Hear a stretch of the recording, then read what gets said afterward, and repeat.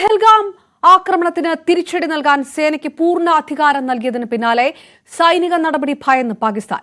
24 മുതൽ 36 മണിക്കൂറിനുള്ളിൽ ഇന്ത്യ തിരിച്ചടിക്കുമെന്ന് കൃത്യമായ വിവരം ലഭിച്ചുവെന്ന് പാക് വാർത്താ വിതരണ മന്ത്രി അതൌല തറാർ പ്രതികരിച്ചു. ഐക്യരാഷ്ട്രസഭയുടെ ഇടപെടലും പാകിസ്ഥാൻ തേടിയിട്ടുണ്ട്.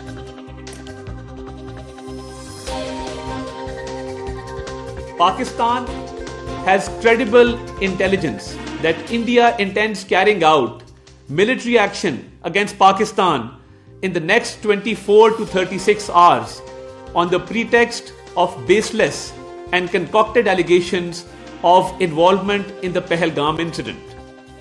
Indian self-assumed hubristic role of judge, jury and executioner in the region is reckless and vehemently rejected. Pakistan has been the victim of terrorism itself and truly understands the pain of this scourge. We have always condemned terrorism in all its forms and manifestations anywhere in the world. മേഖലയിലെ സാഹചര്യത്തിൽ ആശങ്ക രേഖപ്പെടുത്തിയ ഐക്യരാഷ്ട്രസഭ secretary general Antonio Guterres ഇരു രാഷ്ട്രങ്ങളും ചർച്ചയിലൂടെ പരിഹാരം കാണണമെന്ന് നിർദ്ദേശിച്ചു. സ്ഥിതി വഷളാക്കരുതെന്ന് ഇന്ത്യയോടും പാകിസ്ഥാനോടും അമേരിക്ക ആവശ്യപ്പെട്ടു. ഇന്ത്യ ശക്തമായ തിരിച്ചടിക്കൊരുങ്ങവേ ഡൽഹിയിൽ നിന്ന് നിർണായക യോഗങ്ങൾ ചേരുകയാണ്. രാഷ്ട്രീയ കാര്യങ്ങൾക്കുള്ള കേന്ദ്ര മന്ത്രിസഭാ സമിതി ഇന്ന് യോഗം ചേരും. ഇതുവരെ കൈക്കൊണ്ട നടപടികൾ യോഗത്തിൽ പ്രധാനമന്ത്രി നരേന്ദ്രമോദി ഇന്ന് വിശദീകരിക്കും. ഇതിന് പിന്നാലെ സുരക്ഷാ കാര്യങ്ങൾക്കുള്ള മന്ത്രിസഭാ സമിതിയും മന്ത്രിസഭായോഗവും ചേരും. ജമ്മുകാശ്മീരിൽ ഭീകരർക്കായുള്ള തെരച്ചിലും അതീവ ജാഗ്രതയും തുടരുകയാണ്. അതേസമയം അന്താരാഷ്ട്ര അതിർത്തിയിലടക്കം വെടിനിർത്തൽ കരാർ ലംഘിച്ച് പാകിസ്ഥാൻ പ്രകോപനവും തുടരുന്നു. പഞ്ചാബ് അതിർത്തിയിൽ പിടികൂടിയ BSF ജവാനെ ഇതുവരെ വിട്ടു നൽകാൻ പാകിസ്ഥാൻ തയ്യാറായിട്ടില്ല. ദൌത്യം അധികം അകലെയല്ല എന്ന് സൂചിപ്പിച്ച നാവികസേന യുദ്ധക്കപ്പലുകളുടെ ചിത്രം പോസ്റ്റ് ചെയ്തു. ER രാഗേഷ് ചേരുന്നു. രാഗേഷ്, അതിർത്തിയിൽ കളമൊരുങ്ങുകയാണ് തിരിച്ചടിക്ക് എന്നുള്ള പല സൂചനകൾ വരുന്നു. പക്ഷേ ഇത് സ്ഥിരീകരിക്കുകയും അല്ലെങ്കിൽ ഇത് ഉറപ്പിക്കുകയും ചെയ്യുന്നത് പാകിസ്ഥാന്റെ ഭാഗത്തു നിന്നാണ്. പ്രധാനമന്ത്രിയും RSS മേധാവിയുമായി കൂടിക്കാഴ്ച നടത്തിയത് ഒരു യുദ്ധത്തിലേക്ക് നീങ്ങാനാണ് എന്ന് പാക് മന്ത്രിമാർ ആരോപിക്കുന്നു. 24 തൊട്ട് 36 മണിക്കൂറിനുള്ളിൽ അങ്ങനെ ഒരു നീക്കം നടത്തുമെന്ന് പാക് ഇന്റലിജൻസ് റിപ്പോർട്ട് ചെയ്തു എന്ന് പാക് മന്ത്രി തന്നെ ആരോപിക്കുന്ന ഒരു സാഹചര്യമൊക്കെയുണ്ട്. ദില്ലിയിൽ നടക്കുന്ന രാഷ്ട്രീയ നീക്കങ്ങൾ ഏത് തരത്തിൽ? അപർണ, ഇന്നലെ ഒരു നിർണായക യോഗം ഡൽഹിയിൽ ചേരുകയുണ്ടായി. പ്രധാനമന്ത്രി, സംയുക്ത സേനാ മേധാവി, ഒപ്പം തന്നെ 3 സേനകളുടെ തലവന്മാർ, പ്രതിരോധ മന്ത്രി തുടങ്ങിയവരുമായി ചർച്ച നടത്തിയിരുന്നു. ഈ ചർച്ചയ്ക്ക് ശേഷമാണ് ഒരു പ്രഖ്യാപനം വന്നത്. അത് സൈന്യത്തിന് പൂർണ്ണ അധികാരം നൽകിക്കൊണ്ടായിരുന്നു. അതായത് പാകിസ്ഥാന് തിരിച്ചടി നൽകാം, അതിർത്തി കടന്നുള്ള ഭീകരതയ്ക്ക് തിരിച്ചടി നൽകാം, അത് എപ്പോൾ, എങ്ങനെ, എവിടെ വെച്ച് തുടങ്ങിയ കാര്യങ്ങളൊക്കെ തന്നെ സൈന്യത്തിന് തീരുമാനിക്കാം. അങ്ങനെ ഒരു പൂർണ്ണ അധികാരം കേന്ദ്ര സർക്കാർ നൽകുകയുണ്ടായി. അതിന് പിന്നാലെയാണ് പാകിസ്ഥാന്റെ ഭാഗത്തുനിന്ന് ഇത്തരമൊരു പ്രതികരണം, ആശങ്ക രേഖപ്പെടുത്തിക്കൊണ്ടുള്ള പ്രതികരണം വരുന്നത് പ്രധാനപ്പെട്ട കാര്യമാണ്. പ്രത്യേകിച്ച് പാകിസ്ഥാൻ വാർത്താ വിതരണ മന്ത്രി അതൌല തറാർ തന്നെയാണ് ഈ സംഭവത്തിന് ശേഷം പ്രധാനമന്ത്രിയുടെ ഓഫീസിന്റെ അല്ലെങ്കിൽ ഈ യോഗത്തിന്റെ വിശദാംശങ്ങൾ പുറത്തു വന്നതിന് ശേഷം ഇന്ന് പുലർച്ചെ ഇത്തരമൊരു ട്വീറ്റ് എക്സിൽ കുറിച്ചത്. വീഡിയോ സഹിതമാണ് അതിൽ കാര്യങ്ങൾ വിശദീകരിക്കുന്നത്. അതിനാണ് 24 മണിക്കൂറിന് മുതൽ 36 മണിക്കൂറിനുള്ളിൽ ഇന്ത്യ പാകിസ്ഥാനെ സൈനിക നടപടി അല്ലെങ്കിൽ സൈനിക തലത്തിൽ പാകിസ്ഥാനെതിരെ നടപടി ഉണ്ടാകുമെന്ന വിവരങ്ങൾ, രഹസ്യാന്വേഷണ വിഭാഗത്തിന്റെ വിവരങ്ങൾ ഞങ്ങൾക്ക് ലഭിച്ചു എന്ന് പാകിസ്ഥാൻ പറയുന്നത്.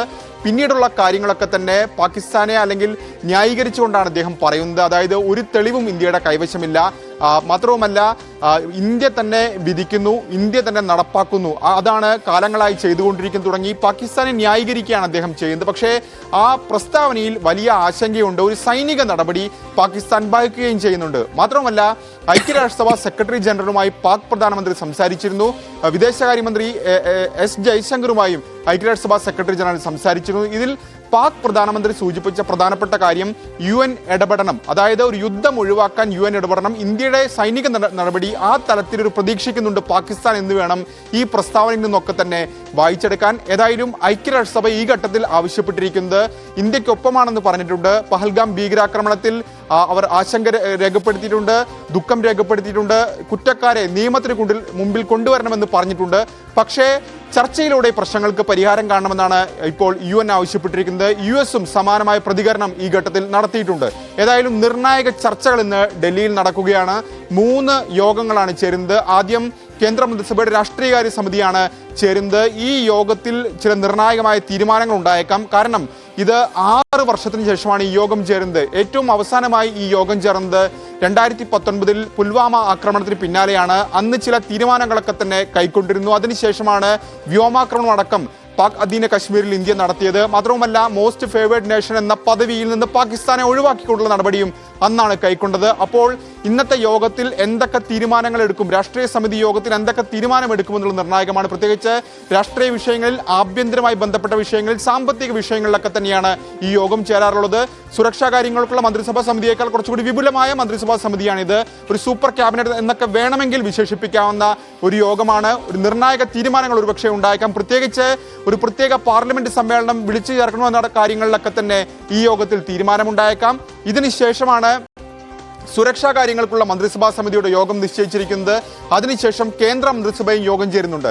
സുരക്ഷാ കാര്യങ്ങൾക്കുള്ള മന്ത്രിസഭാ സമിതി യോഗം ഇത് 2ാം തവണയാണ് യോഗം ചേരുന്നത്. നേരത്തെ ആദ്യ യോഗത്തിലാണ് നയതന്ത്ര തലത്തിൽ ചില നീക്കങ്ങളൊക്കെ തന്നെ 5 പ്രധാനപ്പെട്ട തീരുമാനങ്ങൾ കൈക്കൊണ്ടത്. അതിലൊന്ന് സിന്ധു നദീജല കരാർ റദ്ദാക്കിക്കൊണ്ടുള്ള തീരുമാനമായിരുന്നു. ഒപ്പം വിസ റദ്ദാക്കിക്കൊണ്ടുള്ള തീരുമാനത്തിലേക്ക് എത്തി. അങ്ങനെ പ്രധാനപ്പെട്ട 5 തീരുമാനങ്ങൾ അന്നത്തെ യോഗത്തിൽ കൈക്കൊണ്ടു. അതിനുശേഷം ഇന്ന് മന്ത്രിസഭാ യോഗം കൂടി ചേരുന്നുണ്ട്. ഈ ആക്രമണത്തിന് ശേഷം മന്ത്രിസഭ യോഗം ചേരുന്നത് ആദ്യമാണ്. സ്വാഭാവികമായും ഇതുവരെ സ്വീകരിച്ച നടപടികൾ, ഇനി സ്വീകരിക്കാൻ പോകുന്ന നടപടികളൊക്കെ തന്നെ ഈ യോഗത്തിൽ ഏതായാലും പ്രധാനമന്ത്രി വിശദീകരിച്ചേക്കും. അപർണ, അതായത് രാകേഷ്, ഈ പാകിസ്ഥാൻ ഈ വിഷയം പ്രധാനമന്ത്രി പറയുമ്പോൾ എടുത്തു പറയുന്നത് ദില്ലിയിൽ നടക്കുന്ന നിർണായക ചില കൂടിക്കാഴ്ചകളെ സംബന്ധിച്ചുകൊണ്ടുകൂടിയാണ്. ഇന്നലെ സേനകൾക്ക് പൂർണ്ണ സ്വാതന്ത്ര്യമുണ്ട് തിരിച്ചടിക്കാൻ എന്ന് വ്യക്തമാക്കിയതിന് തൊട്ടു പിന്നാലെയാണ് നേതാവ് RSS മേധാവി മോഹൻ ഭഗവത് പ്രധാനമന്ത്രിയുടെ വസതിയിലെത്തി അദ്ദേഹവുമായി കൂടിക്കാഴ്ച നടത്തുന്നത്. ഇതെല്ലാം എടുത്തു പറയുന്നുണ്ട് പാക് മന്ത്രി. അതായത് കൃത്യമായ രീതിയിൽ ഒരു യുദ്ധസന്നാഹത്തിലേക്ക് പോകുന്നു ഇന്ത്യ എന്നുള്ള സൂചനകൾ ഈ കൂടിക്കാഴ്ചകൾ നൽകുന്നുണ്ടെന്ന് ഇന്ത്യക്കകത്തു നിന്നും വിലയിരുത്തലുണ്ടോ? അവരുടെ സൈനിക നടപടി ഉറപ്പാണ്. അതെന്ന്, എപ്പോൾ, എവിടെ വെച്ച് എന്ന കാര്യത്തിൽ മാത്രമേ ഇനി അറിയേണ്ടതുള്ളൂ. കാരണം ഏതായാലും ഇന്നത്തെ മന്ത്രിസഭാ യോഗം ചേരുന്നതോടുകൂടി കാര്യങ്ങൾക്ക് വ്യക്തത വരും. പ്രത്യേകിച്ച് ഇന്നലെ തന്നെ സൈന്യത്തിന് പൂർണ്ണ അധികാരം നൽകിക്കൊണ്ടുള്ള തീരുമാനത്തിലേക്ക് നടക്കുമ്പോൾ തന്നെ ഒരു സൈനിക നടപടി ഏത് നിമിഷവും പ്രതീക്ഷിക്കാം. ഇന്നത്തെ മന്ത്രിസഭാ യോഗത്തിൽ സ്വാഭാവികമായും ഈ മന്ത്രി തന്നെ ഇതുവരെ കൈക്കൊണ്ടിരുന്ന നടപടികളൊക്കെ തന്നെ വിശദീകരിക്കും. മാത്രവുമല്ല, സേനകളുടെ സാമൂഹ്യ മാധ്യമ ഇടപെടലൊക്കെ തന്നെ അക്കാര്യം സൂചിപ്പിക്കുകയും ചെയ്യുന്നുണ്ട്. ഏറ്റവും ഒടുവിൽ നാവികസേനയുടെ ട്വീറ്റ് നടപടി അല്ലെങ്കിൽ ദൗത്യം ആസന്നമായിരിക്കുന്നു എന്നാണ് അവർ ട്വീറ്റ് ചെയ്തിരിക്കുന്നത്. യുദ്ധക്കപ്പലുകളുടെ ഫോട്ടോ അടക്കം ട്വീറ്റ് ചെയ്തിട്ടുണ്ട്. അപ്പോൾ അത്തരമൊരു നടപടി പ്രതീക്ഷിക്കുന്നുണ്ട്. അതുകൊണ്ട് തന്നെ എങ്ങനെയായിരിക്കും, എവിടെ വെച്ചായിരിക്കും തുടങ്ങിയ കാര്യങ്ങളിലെ വ്യക്തതയുള്ളൂ. പ്രത്യേകിച്ച് പുൽവാമ ആക്രമണത്തിന് ശേഷമൊക്കെ പാക് അധീന കശ്മീരിലാണ് സൈന്യം ആക്രമണം നടത്തിയത്. കാരണം പാക് അധീന കശ്മീരാണ് പൊതുവെ ഈ ഭീകരരുടെ ഏറ്റവും വലിയ ക്യാമ്പായി പ്രവർത്തിക്കുന്നത്. അവിടെ അന്ന് ഭീകര താവളങ്ങളൊക്കെ തകർക്കുന്ന നടപടിയാണ് സൈന്യത്തിന്റെ ഭാഗത്ത്.